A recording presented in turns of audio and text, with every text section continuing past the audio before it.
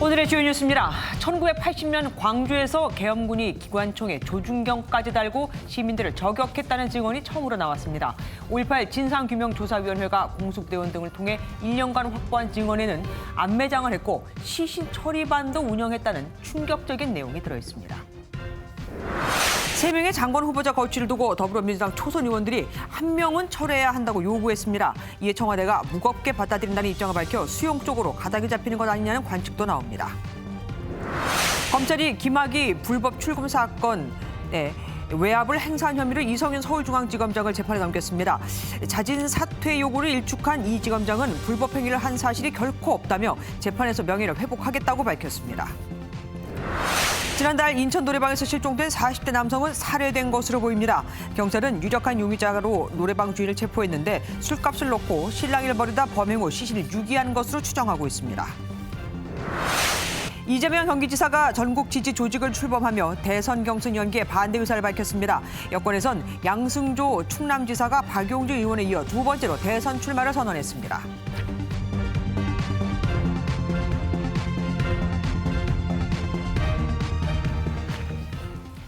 결국 검찰이 김학의 전 법무차관의 불법 출국 금지 사건 당시 수사 외압을 행사한 혐의로 이성윤 서울중앙지검장을 재판에 넘겼습니다. 오늘 휴가를 낸 이 지검장은 수사 외압은 결코 없었다며 재판에서 명예를 회복하겠다고 밝혔습니다. 먼저 이재호 기자가 보도합니다. 수원지검 수사팀이 이성윤 서울중앙지검장을 직권남용 혐의로 불구속 기소했습니다. 검찰 수사심의위원회에 기소 권고 결정이 나온 지 이틀 만입니다. 수사팀은 검찰총장 직무대행인 조남관 대검차장의 기소 승인과 함께 이 지검장을 서울중앙지법에 기소하는 데 필요한 서울중앙지검 직무대리 발령 등 행정 절차를 마무리 짓고 재판에 넘겼습니다. 앞서 수사팀은 이 지검장이 대검찰청 반부패 강력부장 재임 시절인 지난 2019년 수원지검 안양지청을 압박해 김학의 전 차관의 불법 출국 금지 의혹 사건을 덮으려 했다는 의혹을 수사했습니다.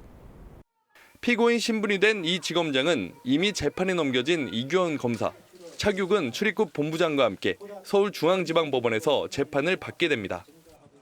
오늘 연가를 내고 출근을 하지 않은 이 지검장은 입장문을 통해 수사 외압 등 불법 행위를 한 사실이 결코 없다며 재판 절차에 성실히 임해 진실을 밝히고 대검 반부패 강력부의 명예회복이 반드시 이뤄지도록 하겠다고 밝혔습니다. 수사팀은 앞으로 이광철 청와대 민정비서관, 김호수 검찰총장 후보자 등 다른 사건 관계인들에 대한 수사에도 속도를 낼 방침입니다. MBN 뉴스 이재호입니다. 사상 초유의 피고인 신분 서울중앙지검장이 됐지만 이성윤 지검장은 입장문에서 사실상 용퇴를 일축했습니다. 국가공무원법에 따르면 사실상 피고인은 직무배제라는 조항이 있는데도 박범계 법무부 장관이 기소와 징계는 별개라며 선을 긋고 있는 만큼 법무부는 이 지검장을 당장 직무배제하지는 않겠다는 입장입니다. 하지만 검찰 내부는 물론 여당 내에서조차 자진 사퇴 목소리가 커지고 있습니다. 한동훈 검사는 기소는커녕 혐의만 갖고도 좌천을 시켰었으니까요. 서영수 기자가 보도합니다. 기소 직후 낸 입장문에서 이성윤 서울중앙지검장은 거취에 대해 특별한 언급을 하지 않았습니다. 검찰 안팎은 물론 여당 안에서도 자진 사퇴를 요구하는 목소리가 커지고 있지만 사실상 이를 일축한 겁니다. 법무부의 어떤 입장도 있을 수도 있겠지만 본인 스스로가 좀 결정할 필요도 있지 않나 보입니다. 관심을 끄는 건 법무부가 직무배제 등 후속 조치에 나서느냐입니다. 국가공무원법 73조를 보면 임용권자는 형사사건으로 기소된 자에게는 직위를 부여하지 아니할 수 있다는 내용이 들어있습니다. 강제 조항은 아니지만 박범계 장관은 이 지검장이 기소되더라도 당장 직무배제하거나 징계 절차를 밟지 않겠다며 신중한 입장을 밝힌 바 있습니다. 독직폭행 혐의로 기소된 정진웅 검사가 승진하거나 김학의 사건으로 기소된 이규원 검사가 현직을 유지하는 사례를 보면 이 지검장도 직무배제나 징계는 진행되지 않을 가능성이 큽니다. 다만 수사팀이 관할 문제로 이 지검장을 서울중앙지법에 기소하면서 이 지검장이 서울중앙지검장에 유임될 가능성은 낮아 보인다는 전망이 나옵니다. MBN 뉴스 서영수입니다. 문제가 됐던 3명의 장관 후보자를 더불어민주당이 모두 다 밀어붙이려고 하자 안 그래도 불만이었던 국민의힘이 더 김부겸 국무총리 후보자를 인사청문회 보고서를 채택하지 않겠다고 했습니다. 결국 더불어민주당이 임명 동의안을 단독으로 채택할 가능성이 제기되고 있죠. 여야 의원들에게는 언제 모일지 모르니 대기하라는 긴급 명령이 떨어질 만큼 국회는 온종일 긴장 상태였습니다. 신재우 기자가 보도합니다. 애초 김부겸 후보자 인청특위 전체 회의는 오늘 오후 2시 열릴 예정이었지만 국민의힘 의원들이 전원 불참하면서 2시간 연기됐습니다. 지금이라도 우리 국회가 할 일을 다하자는 취지에서 국회의 우리 특위회의를 열어야 합니다. 국무총리의 자리는 흥정의 대상이 아닙니다. 야당 의원들의 불참이 이어졌고 결국 회의는 내일 오전 11시로 미뤄졌습니다. 여당 단독 본회의 개최와 인준 가능성도 제기됐지만 박병석 국회의장이 강조했던 야당과의 협치 기조가 반영된 것으로 보입니다. 하지만 혹시 모를 본회의 개최 가능성에 국회는 하루 종일 긴장 상태였습니다. 윤호중 더불어민주당 원내대표는 오전부터 의원들에게 단체 문자로 본회의 소집에 대비한 대기를 주문했습니다. 국민의힘도 긴급의총을 열고 인준 반대 의사를 분명히 한 가운데 김기현 원내대표 역시 의원들에게 금요일까지 국회 인근에서 비상대기해달라고 요청했습니다.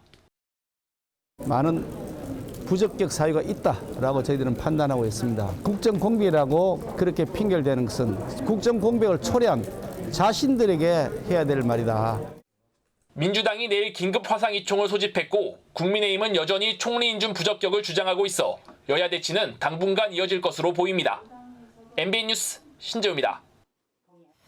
장관 후보자 3명의 거취를 놓고 더불어민주당 지도부의 고민이 큽니다.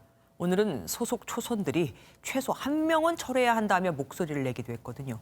장관 후보자 임명을 강행하면 여론도 부정적이 될 테고 앞으로 또 검찰총장 임명도 남아있죠.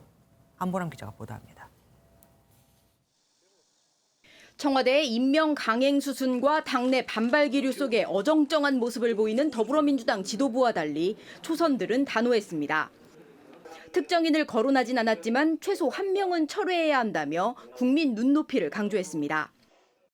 국민들의 눈높이에 맞게 엄격한 잣대를 존중해서 우리 당 지도부가 장관 후보자들에게 대해서 최소한 1명 부적격 제안을 강력히 청와대에 권고할 것을. 초선 최고위원인 김영배 의원 역시 최고위원 회의에서 뼈를 깎는 심정을 언급하며 전국 돌파를 위한 카드로 1명 이상의 후보자에 대해 결단해야 한다고 말했습니다. 심각한 결격 사유를 발견할 수 없지만 야당의 무역주기식 어깃장에 꼼짝달싹 못하고 있는 형국입니다. 여론도 임명 반대에 무게가 실리고 있습니다. 논란이 되는 장관 후보자들을 대통령이 임명해야 하느냐는 질문에 대해 응답자의 57.5%가 임명해서는 안 된다고 답했습니다. 이런 가운데 국민의힘은 후보자 3명 가운데 최소 2명, 과기부 임혜숙, 해수부 박준영 후보자는 지명 철회해야 한다며 부적격 당론을 재확인했습니다. MBN 뉴스 안보라입니다. 임혜숙, 박준영, 노형욱 후보자 중 1명은 낙마시켜야 한다고 여당 초선 의원들까지 이렇게 공개적으로 목소리를 키우자 청와대도 부담이 느껴지나 봅니다. 문재인 대통령이 금요일까지 국회 의견을 수렴하겠다고 한 겁니다. 그럼 3명 모두 다 강행이라는 방침이 바뀔까요? 조창훈 기자입니다. 야당이 반대한다고 검증 실패라고 생각하지 않는다며 인사청문 보고서 재송부를 요청했던 문재인 대통령. 한때 임명 강행 수순에 접어들었다는 해석이 나왔지만 충분한 의견 수렴 기류가 감지되고 있습니다. 청와대 고위 관계자는 대통령께서 금요일까지 국회에 의견을 요청했다며 그때까지 다양한 의견을 수렴하실 것이라고 설명했습니다. 국민의힘이 세 후보 모두 부적격 판단을 내린 데 이어 여당 내에서조차 일부 낙마를 요구하는 목소리가 나오자 부담이 컸을 것으로 보입니다. 대통령의 임기 말 원활한 국정 운영을 위해서도 당청 갈등이 커지는 것은 바람직하지 않다는 분석이 나옵니다.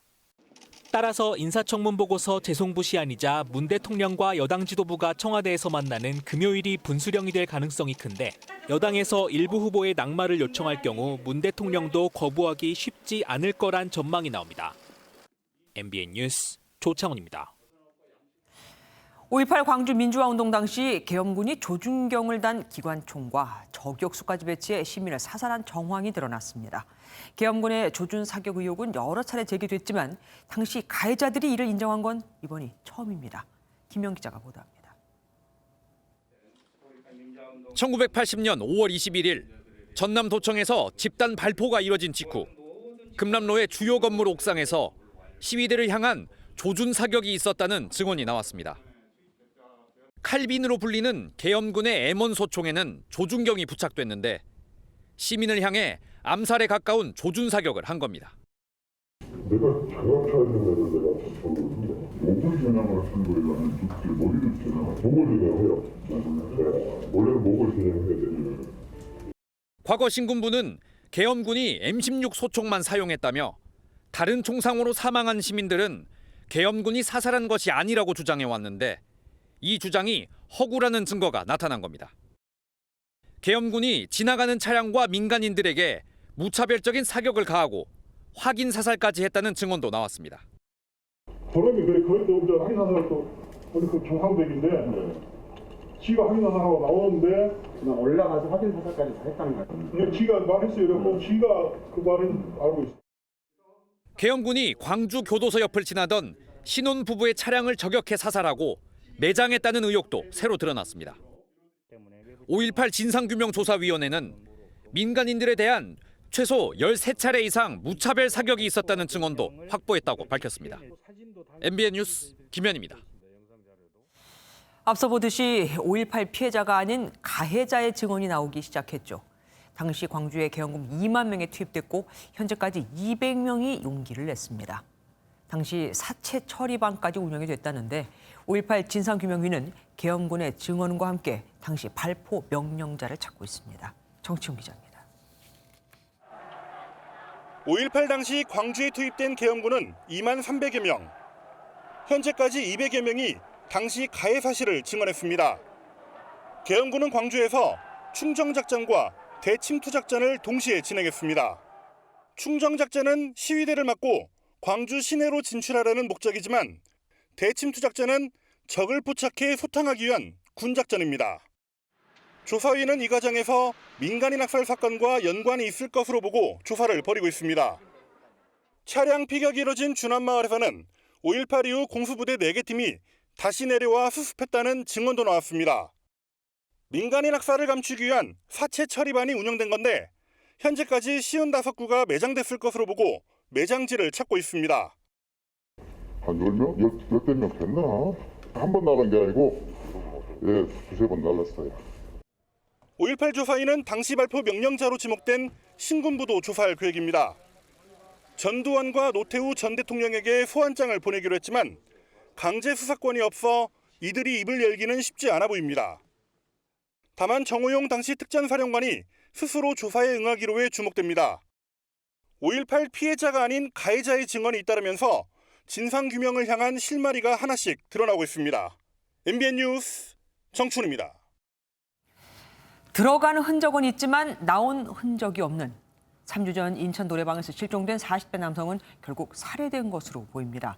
노래방 사장은 처음엔 경찰 조사에 잘 협조하다가 경찰이 의심하자 혐의를 부인하고 있는데 노래방 안에서 혈흔이 발견됐습니다. 먼저 노승환 기자가 보도합니다. 경찰들이 인천 송도신항 앞 공터를 줄을 지어 수색합니다. 지난달 21일 실종된 40대 남성이 결국 살해된 걸로 확인되면서 시신 수색에 나선 현장입니다. 경찰은 인력 100여 명과 수색견까지 동원해 시신이 있을 법한 장소를 집중 수색했습니다. 경찰은 남성이 마지막으로 들렀던 노래방의 주인을 오늘 오전 살인 및 시신 유기 피의자로 특정해 체포했습니다. 애초 경찰은 남성 가족들의 실종 신고에 따라 행방을 쫓는 데 주력했습니다. 하지만 노래방 안에서 남성의 혈흔이 발견되고 CCTV 그리고 노래방 주인의 동선 등을 종합할 때 주인이 유력한 피의자라고 보고 체포한 겁니다. 실종 다음 날 노래방 주인이 근처 마트에서 산 락스와 테이프 등도 범행을 은폐하는 데 쓰였을 가능성이 있다고 봅니다. 경찰은 혐의를 전면 부인하는 노래방 주인을 상대로 정확한 경위를 추궁하고 있습니다. MBN 뉴스 노승환입니다. 그런데 이 실종된 남성은 숨지기 전 업주와 실랑이를 벌였고 그 과정에서 112에 신고까지 했지만 경찰이 출동하지 않았던 사실도 새롭게 드러났습니다. 실종된 남성은 당시에 동네 노래방을 다니며 밤 10시 넘어서 영업을 하면 안 된다고 말하고 다녔던 것으로 또 알려졌습니다. 그날 밤 노래방에서는 대체 무슨 일이 있었던 걸까요? 이어서 정주영 기자가 보도합니다. 지난달 21일 저녁 7시 30분쯤 40대 남성 둘이 인천에 있는 한 노래방으로 들어갑니다. 하지만 2시간 뒤 한 명은 나오고 다른 한 명은 나오지 않습니다. 경찰은 노래방 주인이 술값 문제로 이 남성과 다투다 남성을 살해한 것으로 보고 있습니다. 남성의 아버지가 한 실종 신고에 경찰이 노래방을 찾아왔을 때 노래방 주인 스스로 술값으로 실랑이를 했다고 말했기 때문입니다. 경찰이 112 신고를 묵살한 사실도 드러났습니다. 다음 날 새벽 2시 5분 손님은 112에 전화를 걸어 술값을 못 냈다고 신고했습니다. 당시 신고 전화에는 욕설도 녹음됐지만 112 상황실은 관할 경찰서인 중부서에 출동 지령을 내리지 않았습니다. 경찰 관계자는 당시 112 상황실 경찰관이 긴급 상황으로 판단하지 못했다며 아는 사람과 술값 문제로 이야기하는 정도로 알고 출동 지령을 내리지 않았다고 설명했습니다. 범행 장소는 노래방 안으로 추정됩니다. 남성의 휴대전화 신호가 이 노래방 건물을 마지막으로 사라졌고 남성이 마지막으로 찍힌 CCTV도 노래방 내부였기 때문입니다.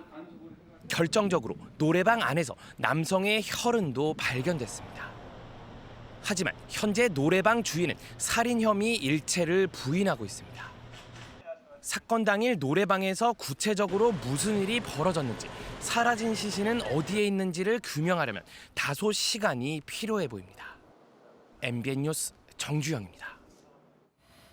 어린이 보호구역에서 길을 건너던 모녀가 차에 치여 어머니가 숨졌습니다.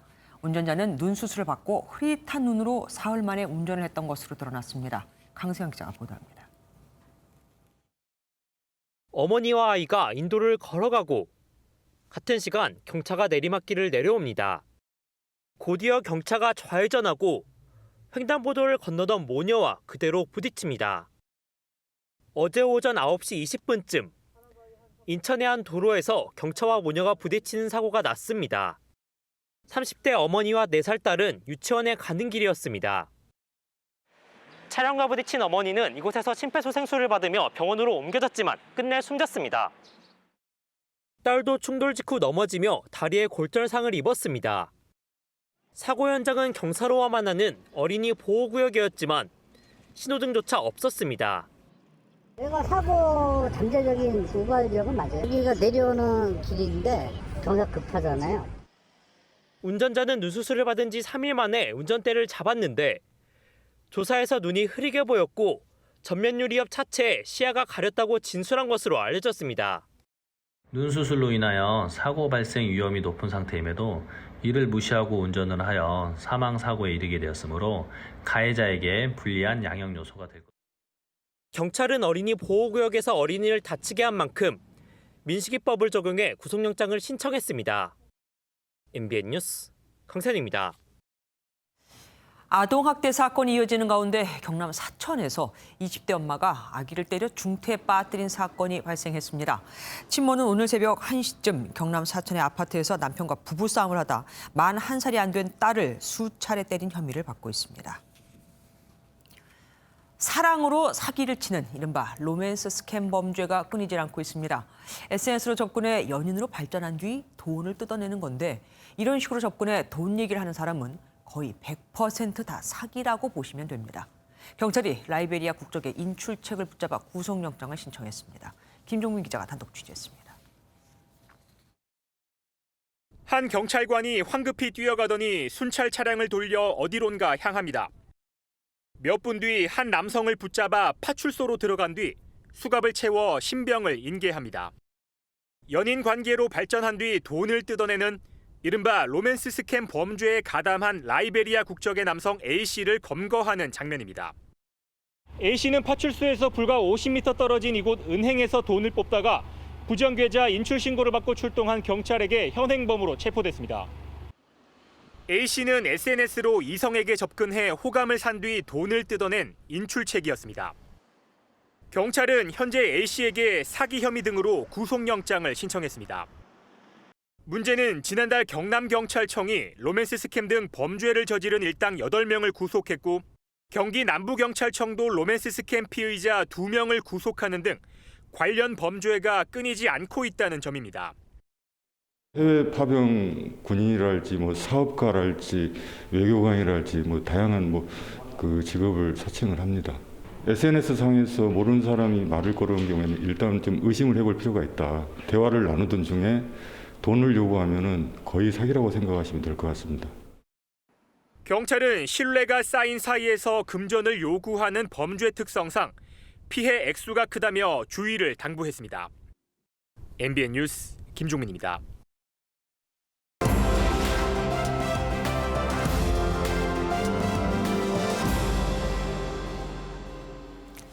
키워드를 살펴보는 오늘의 화제 픽뉴스 시간입니다. 오늘은 정치부 선한빛 기자와 함께하겠습니다. 어서 오십시오.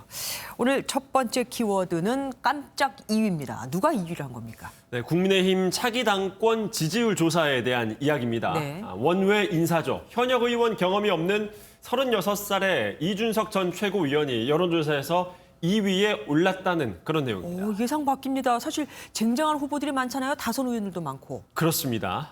지난 8일에서 11일 사이에 이루어졌던 조사 내용인데요. 나경원 전 의원이 15.9%로 1위, 이 전 최고위원은 13.1%로 2위, 주호영 전 원내대표가 7.5%로 3위, 그리고 김웅 의원은 6.1%였습니다. 이 전 의원은 최근에 주호영 전 원내대표와 공개적인 설전도 주고받고 있는데요. 네. 앞서 이 전 위원은 주 전 원내대표가 자신을 향해서 동네 뒷산만 올라서는 에베레스트는 못 오른다고 지적한 것에 대해서 오늘은 라디오 인터뷰에서 경험이 부족하다고 생각하지 않는다면서 경험을 가지고 승부하기보다는 비전을 갖고 승부해야 하지 않나라고 정면으로 반박했습니다. 예, 국민의힘을 향한 변화의 열망은 확실하게 느껴집니다. 두 번째 키워드는 친일 코드입니다. 애국가 얘기라고요? 예, 애국가에 대한 내용입니다. 애국가는 작곡가에 대한 친일 논쟁, 그리고 또 외국 민요를 표절했다는 의혹 등 항상 여러 논쟁 속에 있죠. 그렇죠. 경희대학교 법무대학원의 강효백 교수가 이번엔 노랫말 속에 친일 코드가 숨어 있다면서 비판을 했습니다. 예, 노랫말 어떤 부분이 친일 코드가 있다는 겁니까? 몇 가지 소개를 해드리자면요. 일단 애국가 첫 소절인 동해물과 백두산이 마르고 닳도록, 이게 소멸과 퇴행의 서술어인데 이렇게 시작하는 국가는 지구상에 없다라고 주장을 했습니다. 또 강 교수는 바다와 물이 산보다 먼저 나오는 경우도 우리말과 노래에서 찾을 수 없다라고 지적을 하고 있는데요. 일본에선 바다와 물이 산보다 먼저 나오는 경우가 많다고 합니다. 또 노랫말에 있는 바람서리, 그리고 공활과 같은 용어도 일본풍이라는 주장도 있습니다. 우리 일상에선 바람서리라는 말이 잘 쓰이지 않지만 일본에선 바람이 태풍의 신을 상징하고 또 서리로 바뀐 이슬이 일왕이 베푸는 은혜를 상징한다는 겁니다. 학교 다닐 때는 가사에 나오는 소나무 이런 게 우리 민족의 정기를 상징한다 이렇게 배운 것 같은데 참 어렵습니다. 다음 키워드 보겠습니다. 한강 사진. 오늘 손정민 씨 사진이 화제던데 그겁니까? 네, 그렇습니다. 서울 반포 한강공원에서 실종됐다가 숨진 채 발견된 손정민 씨와 관련된 사진이 공개가 됐습니다. 지난달 25일 당시 현장에서 손 씨와 손 씨 친구 A 씨를 목격한 사람이 촬영했다고 하는 사진인데요. 사진에 두 사람이 보입니다. 사진만으로는 당시에 어떤 상황인지 알기는 어렵지만 다만 옷차림으로 봤을 때 누워있는 사람이 손 씨, 그리고 가방을 메고 앉아있는 사람이 친구 A 씨일 것으로 추정이 되는 그런 사진입니다. 예, 한강에서 이런 일이 있어서 그렇겠지요. 예. 한강공원에서 음주가 금지될 수 있다고 하는데 맞습니까? 그렇습니다. 보통 치맥을 한다고 그렇죠. 하죠. 치킨과 맥주 이런 걸 곁들이면서 한 잔을 하는 경우에 앞으로는 이런 게 어려워질 수 있다고 합니다. 왜냐하면 서울시가 한강공원에서 코로나19 방역 상황뿐만이 아니라 바로 이런 사건, 그러니까 음주로 인한 폐해들이 많이 일어나고 있다는 것이죠. 네. 그래서 서울시에서 음주를 금지하는 걸 검토하고 있다, 이런 소식도 들렸습니다. 예, 아쉽기도 하고 또 이런 사건을 보면 당연한 것 같기도 하고 어렵습니다. 오늘 여기까지 듣겠습니다. 선한빛 기자와 함께했습니다. 코로나19로 집에서 근무하고 출장도 못 가면서 이제 화상회의는 일상이 됐죠. 많은 이들이 화상회의 앱으로 미국 기업인 줌이나 구글 미트를 사용하는데 이거 쓸 때 주의하셔야 합니다. 전화 걸기를 눌렀다가 요금 폭탄을 맞는 경우가 많거든요. 국제 전화비가 청구되기 때문입니다. AI 앵커가 전합니다. 김주하 AI 앵커입니다. 코로나19가 한창이던 지난해 봄 중소기업인 100명이 온라인으로 만나는 모습입니다. 개별 기업들 역시 직원들에게 재택근무는 물론 회사에 있어도 비대면 회의를 더 권장하고요. 이런 비대면 회의할 때 주로 쓰는 게 화상회의 앱 줌이나 구글 미트인데요. 그런데 이용 시 오디오 설정을 주의해야 한다고 합니다. 자세히 보여드리겠습니다. 오디오 설정에서 이렇게 와이파이 또는 휴대전화, 데이터 항목은 사실상 공짜거나 일반적인 데이터 차감 방식과 같습니다. 문제는 인터넷 사정이 안 좋거나 해서 그 밑에 전화 접속을 선택하면 이렇게 긴 번호가 뜨죠. 해외 줌 서버로 연결되는 겁니다. 그러면 국제전화 요금이 청구되고요. 요즘 통신사마다 국제전화 요금 폭탄을 맞았다는 민원이 많게는 한 달에 5건가량 들어오면서 통신사들이 고객들에게 주의하라고 공지하기도 했습니다. 하지만 대다수 소비자들은 일부러 공지를 확인하기 힘들잖아요. 그런데도 정작 줌이나 구글 미트는 아무런 안내를 하지 않고 있습니다. 화상회의 솔루션을 제공하는 해외 업체들의 이용자 보호 노력은 미흡한 듯 보입니다. 앱 내에서 과금이 될 수 있음을 공지할 수 있도록. 원치 않는 국제전화 접속을 막으려면 오디오 연결을 인터넷 전화로 바꾸는 게 먼저고요. 국제전화 걸 일이 별로 없다면 국제전화 발신 제한 서비스에 가입하거나 국내 업체 화상회의 앱을 이용하는 것도 방법입니다. 지금까지 김주하 AI 앵커였습니다. 인도 강물에서 시신이 무더기로 떠내려왔습니다. 코로나19로 사망자가 늘었는데 무덤이 부족하고 장작이 부족하다 보니 시신을 그냥 강물에 버리는 겁니다. 또 한편에선 소의 배설물을 몸에 바르거나 아니면 먹는 이들까지 나오고 있습니다. 인도에서 소를 신성시 여기는 만큼 그걸 바르면 면역이 높아진다는 건데 물론 과학적 근거는 전혀 없습니다. 전민석 기자가 보도합니다. 반쯤 부패한 시신들이 강둑에서 무더기로 발견됐습니다. 현지 언론은 지금까지 최소 100여 구의 시신이 강을 따라 떠내려왔다고 전했습니다. 코로나19에 감염돼 숨졌지만 무덤이 부족한 상황에서 크게 오른 장례 비용을 감당하지 못해 수장된 시신들로 보입니다.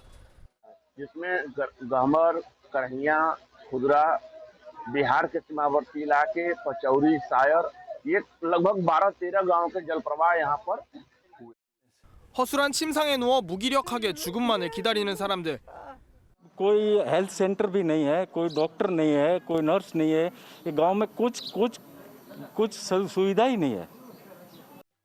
지푸라기라도 잡겠다며 근거 없는 민간요법도 성행하고 있습니다. 일부 힌두교도는 신성한 동물인 소가 바이러스를 막아준다며 배설물을 뒤집어 쓰거나 마시기까지 합니다. 지난달엔 서로 소의 배설물을 던지며 마을의 번영을 기원하는 축제가 열려 수많은 인파가 참여하기도 했습니다. 하지만 사실은 전혀 효과가 없고 도리어 감염 위험을 높인다고 의학 전문가들은 경고합니다. 인도의 하루 신규 코로나19 확진자가 매일 40만 명을 오르내리는 가운데 세계보건기구 WHO는 인도발 변이를 관심 변이에서 전파 속도가 빠른 우려 변이로 재분류했습니다. 인도발 변이 바이러스는 이미 우리나라를 비롯해 세계 6개 대륙 44개국으로 퍼진 상황입니다. MBN 뉴스 전민석입니다. 이스라엘 밤하늘에서 마치 폭죽처럼 터지는 불빛들. 멀리서 보면 예쁠지 모르겠지만 실은 살상무기, 팔레스타인의 하마스가 쏜 로켓포들입니다. 이스라엘이 지난 2011년 미리 배치한 요격 시스템이 로켓포 1000발을 90% 이상 공중에서 폭파, 막아내고 있는 거죠. 유대인과 무슬림 모두에게 신성한 장소로 꼽히는 예루살렘 성전산을 두고 서로 물러서라며 전면적 양상으로 던지고 있는 겁니다. 정설민 기자가 보도합니다. 이스라엘 최대 도시 텔아비브. 도시 전체에 사이렌이 울립니다. 높은 빌딩 뒤로 미사일이 연이어 발사됩니다. 붉은 선을 그리며 날아간 미사일은 무언가를 산산조각내 버립니다. 팔레스타인 무장 정파 하마스가 가자 지구에서 쏘아 올린 로켓포를 요격하는 겁니다. 1000발이 넘는 로켓포가 발사됐지만 90% 요격률을 자랑하는 이스라엘의 미사일 방어 체계인 아이언돔이 족족 막아냈습니다. 이스라엘은 전투기 80대로 가자 지구에 대한 공습도 이어갔습니다. 하마스 지도부가 사는 13층 건물은 한순간에 폭삭 무너져 내렸습니다. 나뭇가지를 줍던 11살 소년을 포함해 공습으로 최소 43명이 목숨을 잃었습니다. استهدفت اللي هو الشباب الكبار والثقل واستهدفت الأطفال البريئين اللي كانوا واقفين جنب مارين الشارع مرور. 이스라엘에서도 5명이 목숨을 잃는 등 피해가 커지고 있지만 양측은 한치도 물러서지 않고 있습니다. ואני אומר לכם כאן, ישלמו מחיר כבד מאוד על התוקפנות שלהם. אני אומר כאן הערב, דמם בראשם. 팔레스타인도 이스라엘이 확전을 원한다면 준비가 돼 있다며 맞섰습니다. 한편 미국은 팔레스타인의 로켓포 공격을 비난하면서도 양측 모두의 자제를 촉구했습니다. 유엔 안전보장이사회도 현지 시간 12일 긴급 회의를 열어 대책을 논의하기로 했습니다. MBN 뉴스 정살민입니다. 러시아 중부 타타르스탄 공화국의 수도 카잔에 있는 학교에서 총격 사건이 발생했습니다. 10대 졸업생이 수업 중인 교실로 난입한 건데 15살 학생 7명을 포함해 적어도 9명이 숨졌습니다. 러시아에선 전투용 총기가 사냥용으로 허가됐는데 용의자는 불과 2주 전에 총기 면허를 취득한 상태였습니다. 이기종 기자입니다. 학교 건물에서 학생들이 운동장 쪽으로 다급히 뛰어나옵니다. 잠시 뒤 창문을 통해 2명이 밖으로 뛰어내리고 총소리가 이어집니다. 복도는 대피하는 사람들로 아수라장. 교실 안에서는 학생들이 책상 밑에 몸을 숨깁니다. 현지 시간 11일 오전 러시아 중부 타타르스탄 공화국 수도 카잔의 초중고 통합학교에서 총격 사건이 발생했습니다. 중무장 상태의 용의자는 8학년, 우리 학제로는 중2 교실로 난입해 무차별 총격을 가했습니다. 15살 학생 7명과 교사 1명, 교직원 1명이 숨지고 20여 명이 다쳤습니다. 용의자가 사제 폭발물을 사용했다는 증언도 잇따랐습니다. Был в этом классе, когда человек с огнестрельным оружием ворвался в наш класс и просто начал расстреливать людей. Но благодаря учителю, который всем сказал быстро спрятаться под парты, наши максимальные затраты стали минимальными. 25살의 여교사는 한 학생을 보호하려다 총에 맞아 숨진 것으로 알려졌습니다. 체포된 용의자는 이 학교에 다녔던 19살 일라스 갈야비에프. 경찰 조사에서 스스로 신으로 느껴졌다. 모두를 증오한다고 진술한 것으로 알려졌습니다. SNS를 통해 범행을 암시했던 용의자는 불과 2주 전 총기 면허를 받아 터키제 소총을 구했습니다. Лицензию на приобретение оружия, полностью заполненную в надлежащем виде, предоставил паспорт. 이번 사건으로 러시아에서는 18세로 정해진 총기 소지 허가 연령을 높여야 한다는 목소리가 커지고 있습니다. MBN 뉴스 이기종입니다.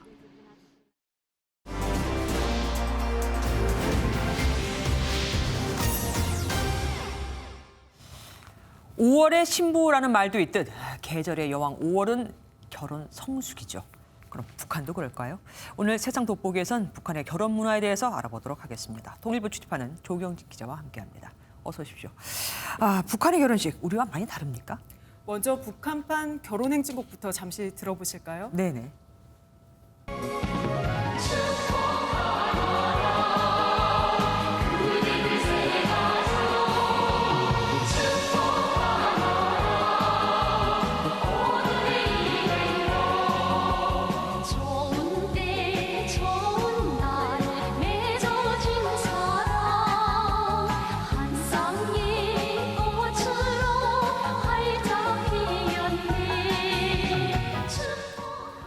우리 결혼행진곡과는 좀 느낌이 다르죠? 많이 다릅니다. 네. 북한의 결혼식은 90년대 고난의 행군 이후에 양극화 현상이 두드러집니다. 네. 이 상위 5%에 속하는 계층은 옥류관처럼 유명한 이른바 결혼식당을 이용을 하고요. 이 대동강에서 배를 빌려서 출장 뷔페로 부르기도 하는데 이게 모두 한국 드라마나 영화에 영향이 큰 것으로 전해집니다. 이미 90년대부터 이 남한의 영향을 받았다. 놀라운 소식입니다. 근데 그건 어디까지나 상위 5% 아까 말씀하신 대로 5% 얘기고 그럼 나머지는 어떻습니까? 보통의 북한 사람들은 이 집에서 상을 차려놓고 신부 집에서 한 번, 신랑 집에서 한 번, 총 2번의 결혼식을 올리고 있습니다. 그런데 이 경제난이 심각하다 보니까 상위에 올려놓은 음식이 마땅치가 않아서 어려움을 겪는 일이 많다고 하죠. 또 일반 사람들은 주로 결혼식에 이 드레스 대신에 한복을 입는데요. 최근에는 그 변화가 감지되고 있다고 합니다. 예전에는 그 중국에서 나오는 한복 차림, 막 이렇게 금박 같은 거 막 받고 뭐 화려하고 막 이런 거였는데 요즘은 한국에서 볼 수 있는 한복 차림 그 색상도 은은하고 배색을 하는데 막 연한 색상 나오고. 우리나라 남한처럼 뭐 예단도 하고 그렇습니까? 그렇습니다. 예단을요 5단 6기라고 합니다. 네? 이 5장은 이불장, 양복장, 옷장, 식장, 책장을 이렇게 말하고요. 6기는 텔레비전 수상기, 녹음기, 녹화기, 세탁기, 냉동기, 재봉기 등을 말하는데요.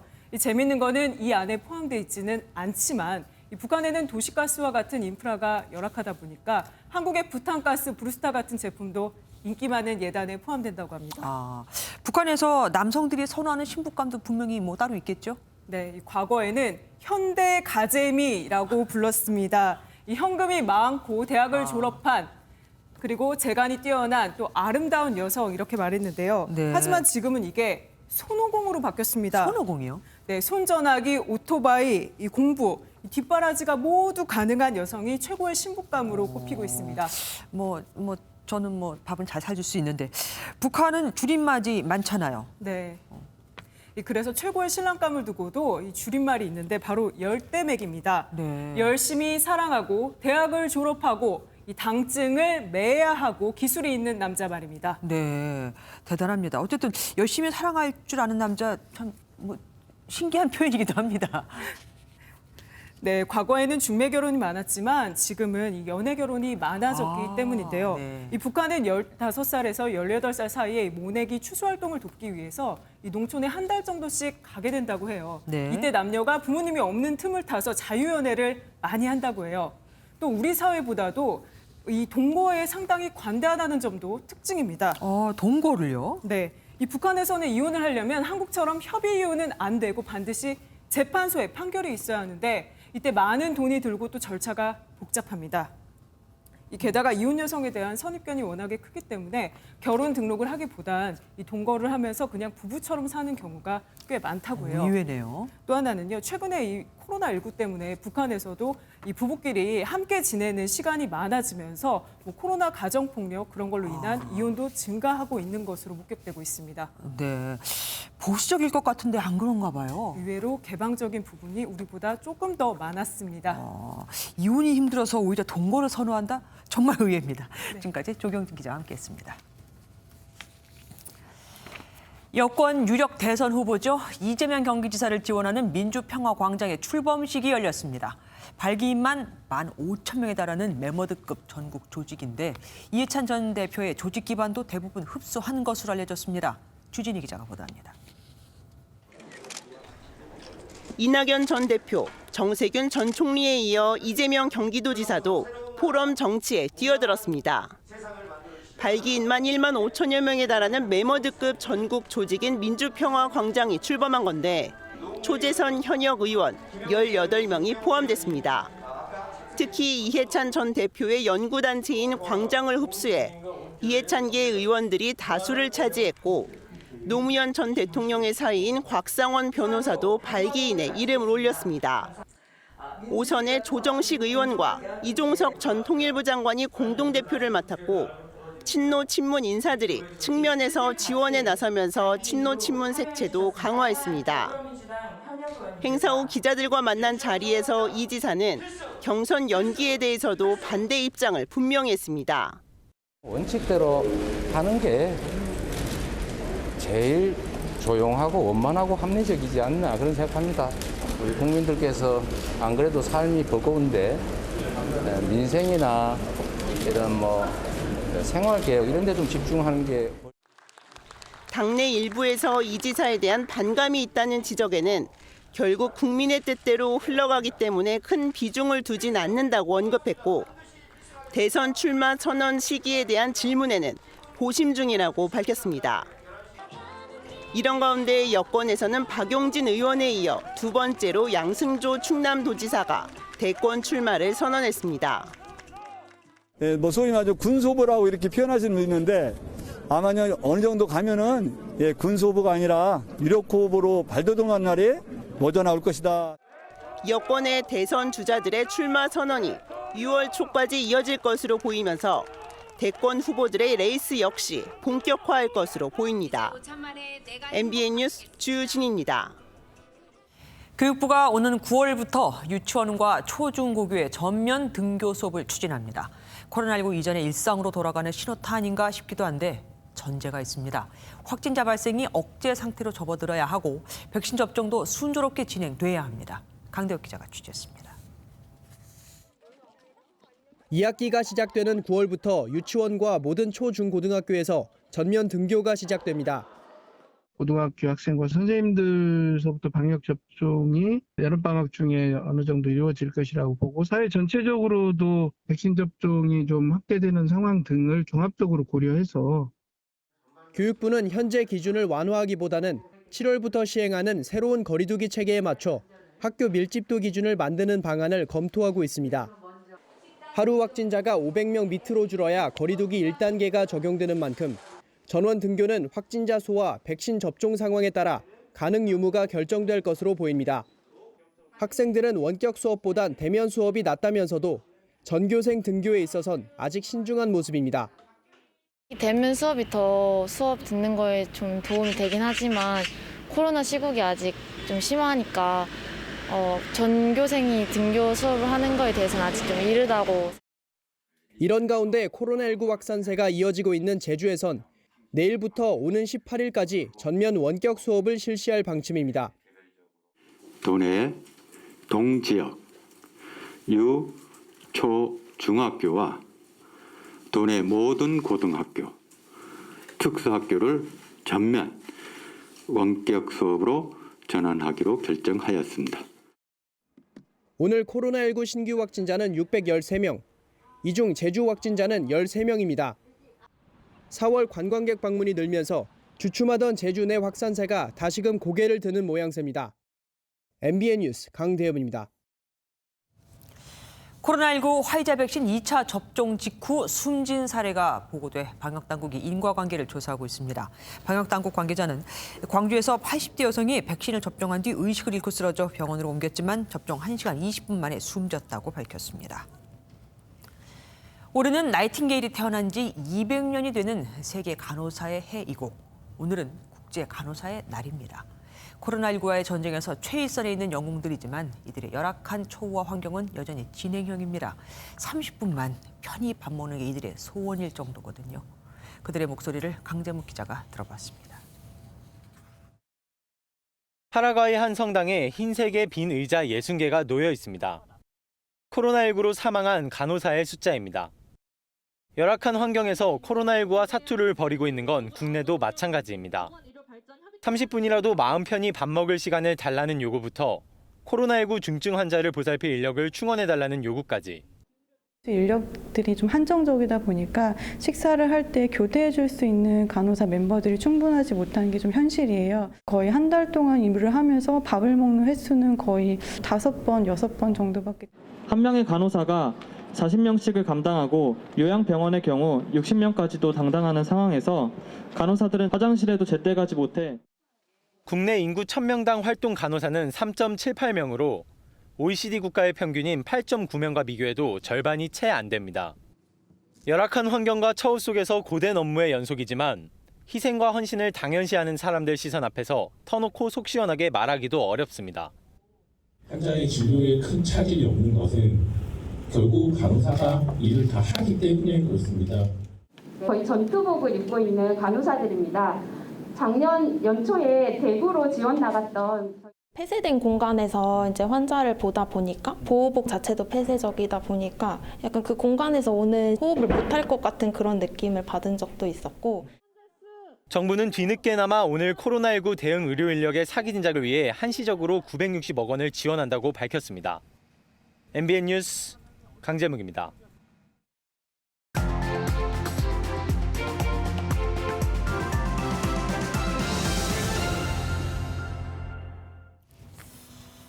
주로 가난한 이가 혼자 죽는 것 같다. 부름을 받고 다다르는 곳곳에 가난과 고독의 그림자가 드리운다. 검게 색바랜 빈곤의 잎사귀가 우수수 떨어져 도처에 널브러져 있는 것 같다. 이 책 속 가난한 자의 죽음과 유사한 주검이 얼마 전 발견됐습니다. 형사님들, 나는 사기, 폭력으로 인해 죽음을 당합니다. 하루 벌어 어렵게 살아온 60대 남성이 자신의 휴대전화에 남긴 유서의 첫 줄이죠. 그의 삶 곳곳에는 가난이 덕지덕지 붙어 있었습니다. 초등학교만 마친 뒤 일용직을 전전하며 동생들 뒷바라지하느라 결혼은 꿈도 꾸지 못한 채 마을회관 2층에서 숙식을 해왔다고 하거든요. 그런 그에게 꿈이 생겼습니다. 일을 하는데 필요한 트럭이 시세의 절반인 300만 원에 올라온 걸 인터넷에서 발견한 겁니다. 들뜬 마음에 달려갔지만 허위 매물이었죠. 게다가 온몸에 문신을 한 매매업자들은 발길을 돌리려는 그를 감금하고는 시가 200만 원짜리 트럭을 700만 원에 강매했습니다. 전 재산이다시피 한 300만 원을 날리고 빚까지 떠안은 그는 결국 19해 뒤 마지막 선택을 했습니다. 이 남성은 사회적 타살을 당했습니다. 중고자동차 허위 매물과 강매는 어제 오늘 일이 아니거든요. 시장 규모 20조 원에 달하는 중고차 매매업은 2013년 중소기업 적합업종으로 지정돼 대기업의 신규 진출과 확장이 제한되어 왔습니다. 현대차가 지난해 시장 진출을 공식화했지만 업계의 반발을 의식한 정치권과 정부의 무성의로 실타래가 아직도 풀리질 않고 있죠. 네가 세상에 태어났을 때 너는 울었고 모든 사람은 기뻐했다. 네가 세상을 떠날 때는 주변 모든 사람이 울고 너만 미소 지을 수 있도록 살아라. 톨스토이의 인생 독본이 가슴 먹먹하게 다가옵니다. 가난을 딛고 일어나려다 억울하게 생을 마친 그의 영혼이 그곳에서라도 안식처를 찾기 바랍니다. 김주아의 그런데 어느 가난한 자의 죽음이었습니다.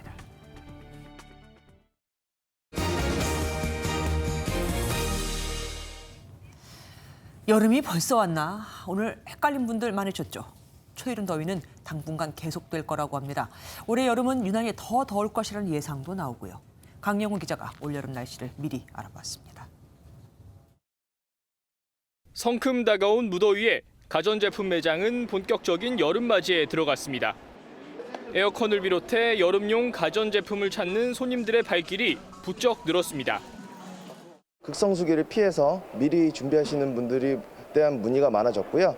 4월 달부터 판매량이 한 15% 정도 더 상승했다라고 보입니다. 이달 초 강원 지역에 눈이 내린 지 열흘밖에 지나지 않았지만 전국이 여름 초입에 들어섰습니다. 오늘 서울의 낮 최고 기온이 27도까지 오르는 등 전국 대부분 지역이 25도 안팎을 기록하며 초여름 날씨를 보였습니다. 기온은 모레까지 계속 올라 일부 지역에선 30도를 넘을 것으로 예상됩니다. 때이른 더위에 올여름 기록적인 폭염이 찾아오는 게 아니냐는 걱정도 나옵니다. 기상청 전망에 따르면 6월 기온은 평년과 비슷하거나 높을 확률이 40%에 불과하지만 7월은 70%에 달합니다. 북서태평양이랑 인도양의 SST가 높은 게 온도를 좀 높이는 효과를 가지고 있고요. 지구온난화에 따라서 기온이 기본적으로 상승을 하고 있는 추세라서. 다만 여름 날씨가 변덕스러워져 정말 무서운 더위가 찾아올지는 좀 더 지켜봐야 알 수 있습니다. 지난해엔 북극의 찬 공기가 한반도로 내려오면서 7월 기온이 6월보다 낮은 기온 역전 현상이 나타나기도 했습니다. MBN 뉴스 강용우입니다. 지난달 취업자 수가 1년 전보다 65만 명 넘게 늘었는데 6년 8개월 만에 최대폭 증가합니다. 특히 숙박, 음식점 업종에서 코로나19 이후 처음 취업자 증가를 기록했죠. 그런데 30, 40대 고용은 여전히 찬바람. 취업자의 40%도 공공일자리였습니다. 이병주 기자입니다. 세종의 한 식당. 점심시간이 지났지만 배달 주문이 간헐적으로 이어집니다. 여전히 운영은 어렵지만 배달 메뉴 개발과 같은 자구 노력과 함께 사회적 거리두기 완화로 상황이 다소나마 나아졌습니다. 코로나 피크일 때는 그 전 매출에 대비 20% 30% 나왔다가 지금은 한 그래도 70% 정도 나오고 있습니다. 실제 숙박 음식점업의 취업자 수도 코로나19 영향이 본격화된 지난해 2월 이후 14개월 만에 처음으로 증가했습니다. 지난달 숙박 음식점업의 취업자 수는 213만 8천 명으로 한 달 전과 비교해서도 3만 명 넘게 늘어났습니다. 수출 증가에 제조업 취업자 수도 증가로 돌아서며 전체 취업자 수는 1년 전보다 65만 명 이상 늘었는데 2014년 8월 이후 6년 8개월 만에 최대폭 증가입니다. 하지만 30, 40대 고용은 여전히 한파인데다 도소매업과 예술, 스포츠 등 여가 관련 서비스업의 어려움은 지속됐습니다. 또 여전히 늘어난 일자리의 40%가량이 공공 일자리인 점도 풀어야 할 과제입니다. 고용 개선세에도 불구하고 아직 코로나19 이전 고용 수준에 미치지 못하고 있는 점은 안타까운 부분입니다. 정부는 규제 혁신과 대규모 투자 프로젝트 발굴 등을 통해 민간 일자리 창출을 유도해 나가겠다고 밝혔습니다. MBN 뉴스 이병주입니다. 전세 매물이 조금 풀리나 싶었는데 요즘 다시 자취를 감추고 있습니다. 남은 것도 새 들어가기가 무서울 정도로 비싼 매물만 남았죠. 대신 월세 거래는 급증했습니다. 장명훈 기자가 보도합니다. 서울 강남 대치동의 한 아파트 단지입니다. 전체 1,200여 세대 중 전세 매물은 11건밖에 없지만 월세 매물은 79건으로 훨씬 많습니다. 전세 자체는 나오는 물건이 거의 없고 나가는데 오래 걸려요. 너무 비싸요. 그러니까 목돈이 필요하지 않으신 분은 월세를 선호하세요. 임대차법 시행 이후 계약 기간이 사실상 4년으로 늘고 보증금 인상폭이 제한되면서 전세보다 월세를 선호하는 경향은 더 뚜렷해졌습니다. 시장에 나오는 임대 매물 중 월세 비중도 갈수록 커지고 있는 상황. 실제 임대차법 시행 전후 9개월간 서울 아파트 전월세 거래량을 보면 시행 전 9개월보다 월세 거래 비중이 5.8%포인트나 늘었습니다. 월세 가격도 계속 오름세를 보이고 있습니다. 여기에 더해 집주인들의 보유세 부담이 커지면서 전세값이 더 오르거나 월세 전환이 더 빨라질 수 있습니다. 전세 보증금으로 받으면은 매년 보유세 종부세를 내기가 부담이 되니까 월세로 좀 전환하고 돈을 좀 올려받아가지고 세금을 좀 증가하는 그런 현상.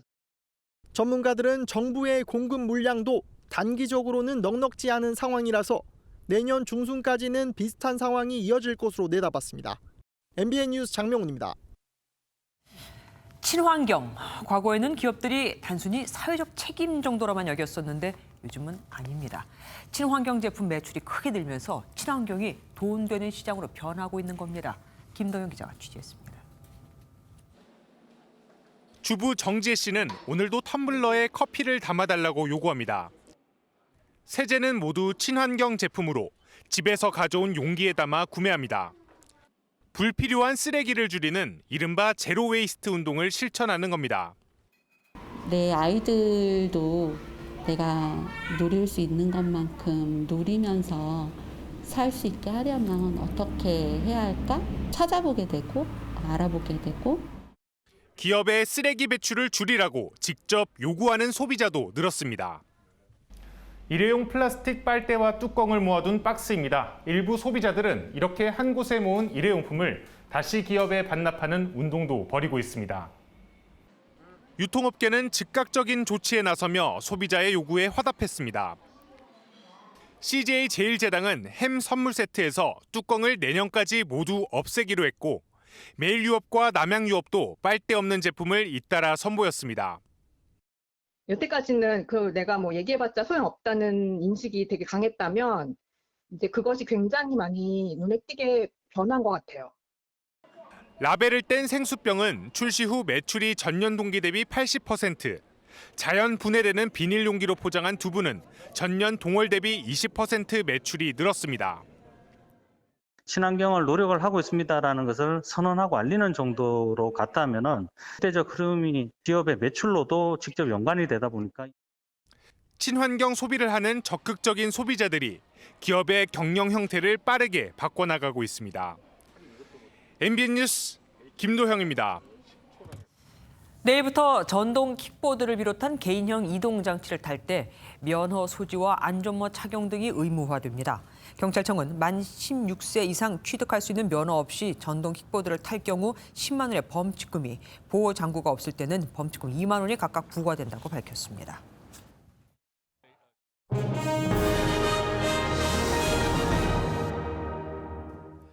도쿄올림픽을 향해 신나는 도전장을 던진 태극전사를 만나보는 시간. 오늘은 아빠의 뒤를 이어 체조 메달 획득을 노리는 여홍철 딸 여서정 선수입니다. 아빠의 은메달 한을 풀어주려고 뛰고 또 뛰는 체조 요정을 조유로 기자가 만났습니다. 여서정이 힘찬 도움닫기를 합니다. 도마를 넘는 모습이 아빠를 빼닮았습니다. 1996년 애틀랜타 올림픽 은메달리스트 여홍철의 딸로 더 유명한 여서정은 역시 체조 선수였던 엄마의 피를 함께 물려받아 9살부터 체조를 시작했습니다. 빵끝 웃는 모습은 예나 지금이나 다를 게 없는데 어느덧 아빠의 발자취를 쫓아 올림픽 메달에 도전합니다. 아빠가 연습한 거 보시고 잘했다고 이제 그렇게만 하면 될 것 같다고. 자신의 이름을 딴 기술 여원과 여투를 보유한 아빠처럼 딸도 여서정이라는 고유의 기술을 등재해 남다른 금수저 DNA를 자랑하는데 그 뒤엔 남모를 노력과 눈물이 있었습니다. 어느 정도 물려받아서 좋다고 이제 생각은 하는데 이제 저도 조금 열심히 한 것도 있고 그러니까 그냥 밥 먹고 운동하고 또 밥 먹고 운동하고. 일찌감치 도쿄올림픽 출전권을 따놓은 여서정은 아빠가 이루지 못한 올림픽 금메달을 위해 넘어져도 다시 일어나 훈련에 매진합니다. 오늘 넘어졌잖아요. 근데 이제 그걸 이제 쓰면은 이제 엄청 기분도 좋고 끝나고 나면 이제 조금 아쉬움이 아니라 좀 후련했으면 좋겠어요. 파이팅! MBN 뉴스 조이로입니다.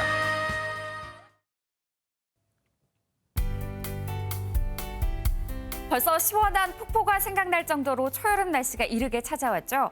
대구에서는 한 달 정도 빠르게 도심 곳곳에 분수와 폭포 등을 가동했다고 밝혔는데요.